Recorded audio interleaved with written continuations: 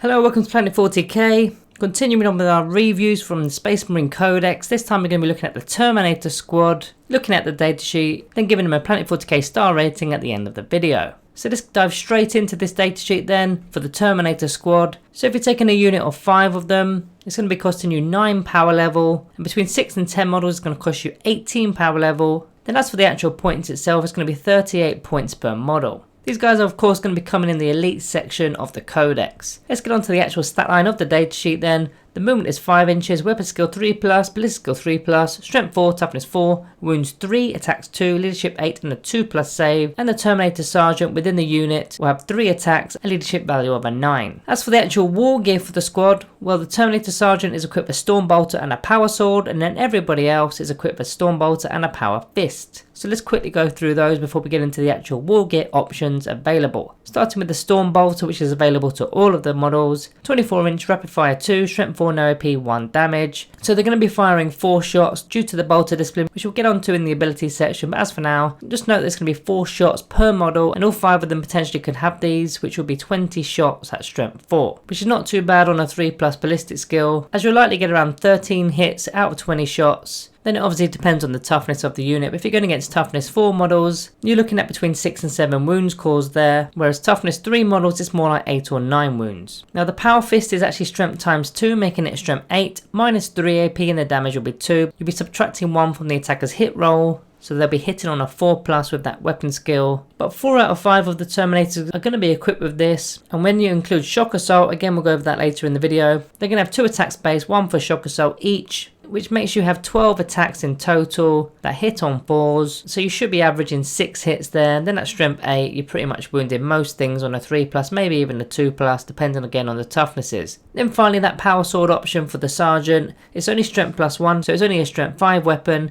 It's also minus 3 AP, but it's only 1 damage there, and unfortunately the Sergeant can't actually be equipped with a Power Fist, as that's not an option for him. As for the actual war gear options, well, for every 5 models the unit contains, 1 Terminator Storm Bolter can be replaced with one of the following options. So you've either got 1 Assault Cannon, 1 Heavy Flamer, 1 Storm Bolter, or 1 Cyclone Missile Launcher. Then any number of models can have their Power Fist replaced with a Chain Fist. Then finally, the unit can be equipped with 1 Teleporter Homer, which we'll go over afterwards. So the Assault Cannon is 10 points, 1 in every 5 models in the unit. It's got 24-inch range, heavy 6, strength 6, minus 1 AP, 1 damage. So this one's very good if you're going against toughness 3 factions such as Sisters of Battle or Drukhari for example, because you'll be wounding them on a 2+. And that minus 1 AP and 1 damage is all you really need there. As for the Heavy Flamer, it's 5 points. It's only a 12-inch range, heavy D6, strength 5, minus 1 AP, 1 damage, and it auto hits. And is likely going to be wounded on a 3+ against infantry models, possibly a 4+ against those tougher units such as your Death Guard for example. Minus 1 AP, 1 damage. It's not doing the biggest amount of damage there, but it does auto hit and works in Overwatch quite nicely there. It is of course the cheapest option out of the list. Then you've got the Cyclone Missile Launcher, which is a 25 point upgrade, and you actually get to keep your Storm Bolter if you select this one, which has got the Frag and Crack profiles. They're both 36-inch range. Now the Frag option is heavy 2d6, strength 4, no AP, 1 damage with the blast keyword. And the Crack Missile is heavy 2, strength 8, minus 2 AP, and the damage is D6. It's effectively like 2 missile launchers merged into one, as it's got the same profile as 2 missile launchers basically there. Then you've got the option of equipped in the Chain Fist, swapping out the Power Fist. Now the Sergeant of course has the Power Sword, so he can't be doing this, but the other guys within the unit can swap out their Power Fist for a melee weapon, which is strength times 2, minus 4 AP, and the damage is D3. And it will be a minus 1 to hit again, like with the Power Fist. But if you're going against a vehicle model, the damage characteristic goes to a 3 as opposed to D3. Now when you compare this to the Power Fist, it's got better AP, and to be honest the actual damage average is 2 anyway, even though it's D3. You might roll a 1, you might roll a 3.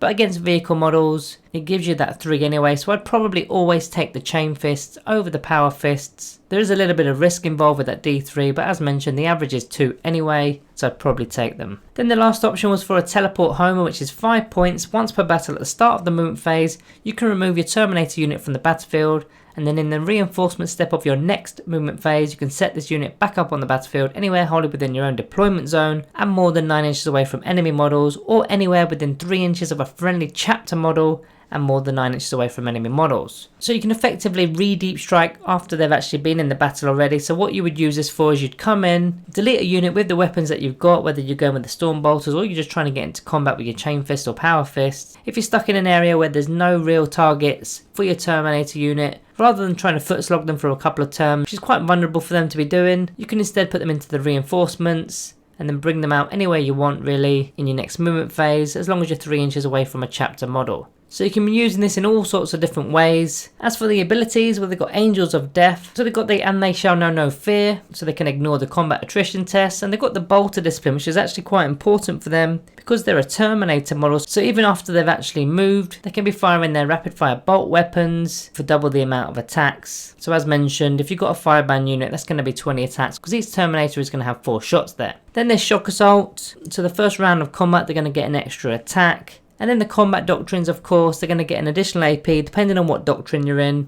If you are coming in from turn 2 onwards, then the tactical doctrine is going to affect your rapid fire weapons. So that's going to be turn 2 and potentially turn 3 as well, giving them a -1 AP for your storm bolters. And then potentially turn 3 onwards will be the assault doctrine. So for your power fist and your chain fist, for example, they'll get an additional -1 AP as well. They've got the option of combat squad in them. So if you're taking 10 of them, you can split them up in the deployment stage pre-game, dividing them up in 2 units of 5. And they're going to act completely independently from one another, as if you've got 2 separate units of 5 Terminators there. Then the final faction ability there is a teleport strike ability, which is effectively deep strike. You can come in from turn 2 onwards more than 9 inches away from enemy models, which means you're going to very easily be in range of your storm bolters, and you can even make the 9-inch charge for your melee weapons. As for the more unique abilities, they've got the Crux Terminatus ability for their 5+ invulnerable save, which is quite standard for a Terminator model, of course. They've then got the Deathwing and the Wolfguard, so they obviously depend on what chapter you're playing. So if you are playing with the Dark Angels Deathwing, then they automatically get the Deathwing keyword, and if you are playing Space Wolves, they'll automatically get the Wolfguard keyword. So we'll go over exactly what that means when we talk about the chapters later in the video.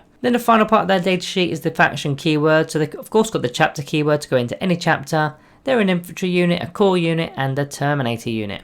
So that's going to interact with plenty of buffs from characters and some stratagems, of course. As for the actual stratagems themselves, the main one for Terminators is Fury of the First. It's 1 command point, either done in the shooting phase or the fight phase. When your Terminators have been selected to shoot or fight, then until the end of the phase, they're going to get a +1 to their attacks hit rolls. So they'll either be hitting on 2s with their Storm Bolters or hitting on 3s with the Power Fist or Chain Fist, because of course they're a -1 to hit those weapons. We've got a strategic ploy stratagem called Uncompromising Fire for 2 command points, used on an infantry unit that's performing an action. The unit can still shoot this phase without the action actually failing. So this is going to be used for your secondary objectives, all while still shooting with your Storm Bolters there. Then of course they've got the Auspex scan available. Now I probably wouldn't use it for 2 command points on a Terminator unit. As it is available to them, I'm going to mention it anyway. If an enemy unit is coming in from reinforcements within 12 inches of your Terminator unit, they can shoot as if it was their own shooting phase. Not something I'd use on them, but it's there if you really needed it. As for some unit synergy,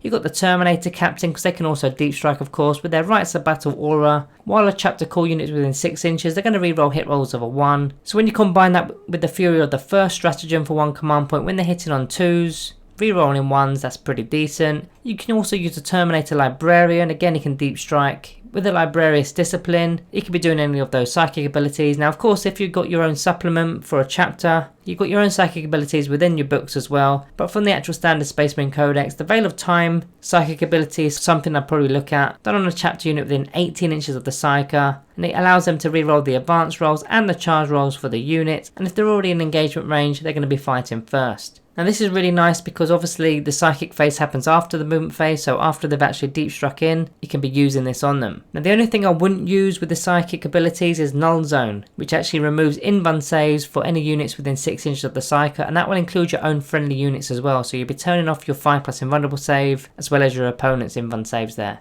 You've then got a Terminator Chaplain with his litanies. Again, he's going to be able to deep strike. The one I quite like is the Canticle of Hate aura for core units within 6 inches. Add 2 inches to their charge rolls for the unit. So when they're coming in from deep strike, instead of doing a 9-inch charge, it'll be a 7-inch charge. And also the piling and consolidation moves will be 6 inches rather than 3. Now the only issue with using a Chaplain as opposed to a Librarian is the Chaplain's litanies happen in the command phase. And if you are deep striking, of course you've missed the command phase because they're off the board. However, there is a stratagem available to a chaplain called the Commanding Oratory for 2 command points, which allows you to do your litanies in any of the other phases. Now, if you've actually upgraded him to a Master of Sanctity, you can then take a Warlord trait, which is a Wise Orator, which is a +1 to his litanies, and then furthermore, if you're using that stratagem Commanding Oratory, it'll only cost you 1 command point as opposed to 2. So that's something you could be doing if you're deep striking in with your Terminators. Then finally, you've also got the Apothecary. Now, these guys don't have the D-Strike ability, unfortunately, but if you are foot slogging with an Apothecary, they'll be healing infantry units D3 lost wounds each turn, and not only that, they'll be getting a 6+ feel no pain save for the entire unit. And with Combat Revival, which is a stratagem for 1 command point, you can be bringing a Terminator back each and every round, and this can also be used for free if you bring in a Chief Apothecary there. Before we get onto the actual transports, I just wanted to highlight a couple of Warlord traits that are potentially decent for the Terminator unit. Now, the first one is Storm of Fire, which is an aura for core units within 6 inches of the Warlord. When they're making a range attack, ending on modifier wound rolls of a 6 will improve the AP by 1. Not bad on Storm Bolters, especially when you've got loads of shots. Now, we mentioned 20 shots, but that's only a min unit of 5 of them. If you're going maximum with these guys, that's going to be 40 shots there. Then there's also the Rites of War aura, so core units within 6 inches of the Warlord again, they're going to have objectives secured, which I think is massive on a Terminator unit with 3 wounds and a 5+ invulnerable save. Then we go on to the transport options that are available for the Terminator models. Now, they're firstborn models, so they can't be going into any of the Primaris vehicles, but there are 2 options available. The first one is all the Land Raider options. I mean, that's not just one, there's plenty of Land Raiders there, all with different variants. These are very pricey models, so you don't really see many of these in the 9th edition at present, because you just don't really need a transport, in my opinion, when you've got the Deep Strike mechanic available. But you do have the option, if you wanted to put these in for safety, bringing them up the board,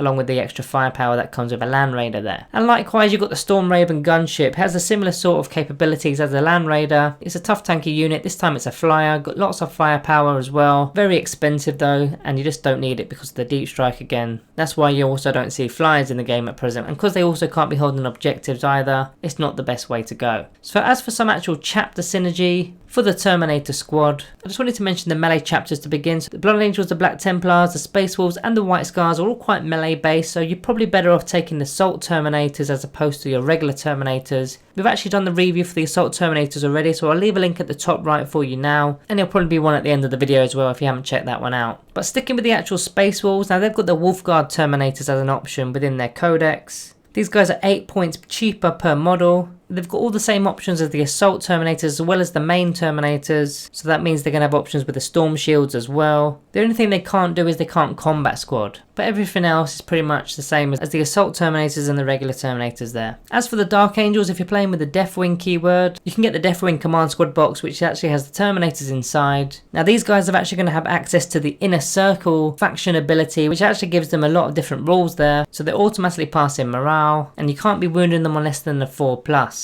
So they've basically got the transhuman physiology stratagem on them at all times, even though they're not a Primaris model, but that's what Inner Circle does, and that's why it's really powerful. Not only that, with the Deathwing, they're going to get the first company ability, so any Deathwing Terminator squad within a Vanguard detachment is going to be gaining objectives secured. That's going to be pretty massive on a Terminator unit with 3 wounds and a 5+ invulnerable save. Just to add to the Dark Angels unit as well, it is worth noting that you can also take a plasma cannon with these guys. Then another chapter that has got a unique box for the Terminators is the Death Watch. Now the Death Watch models are again 5 points cheaper than the actual standard Space Marines. They've got a lot more weapons in their datasheet that they've got access to. And similarly to the Space Wolves, they've got a lot of Assault Terminator weapons as well as that plasma cannon, which we've actually just mentioned with the Dark Angels too. I quite like the fact that they've got the option of using the special issue loadout stratagem for 2 command points, which will give all their Storm Bolters the special issue ammunition ability. They can be choosing an additional buff for their weapons there. For example, if they're taking the Dragonfire bolts, then the targeted unit not going to receive any benefits of cover for the attack.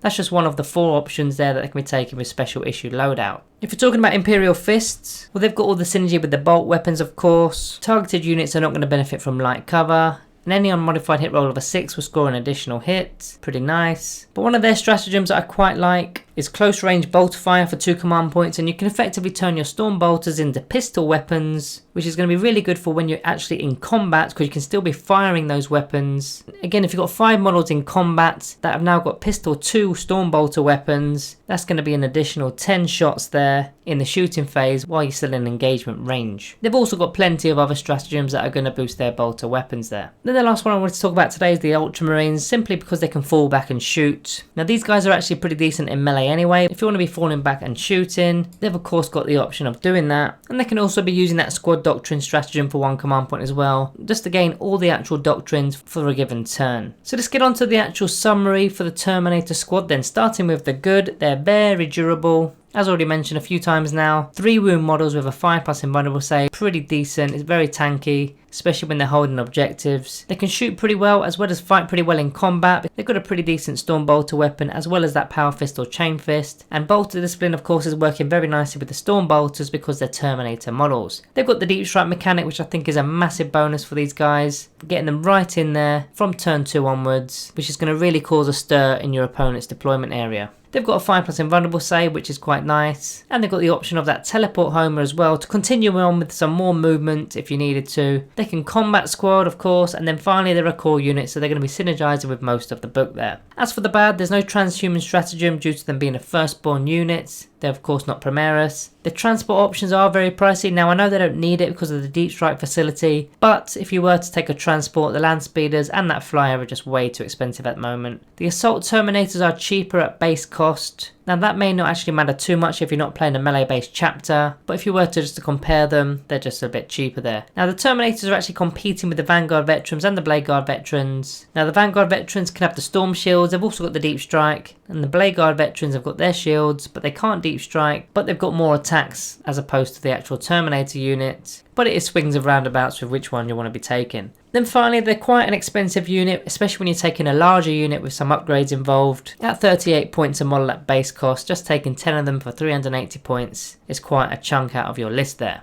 So before we get on to the summary, let's get our shout out of the day done, going to Michael Patton. So his comment he made on the Vindicare Assassin review that we did recently. So he's put, thank you for the review. I was debating if I should buy the model. I've just put in an order with my local store. So shout out to you, Michael, for that comment. Now let's get on with the rating today. So the Terminator squad, I'm going to be giving them a Planet 40k rating of 3.5 stars. Guys, let me know below what you give this Terminator squad unit and why. Don't forget to like and subscribe on your exits. Thank you all for watching and I'll see you next time.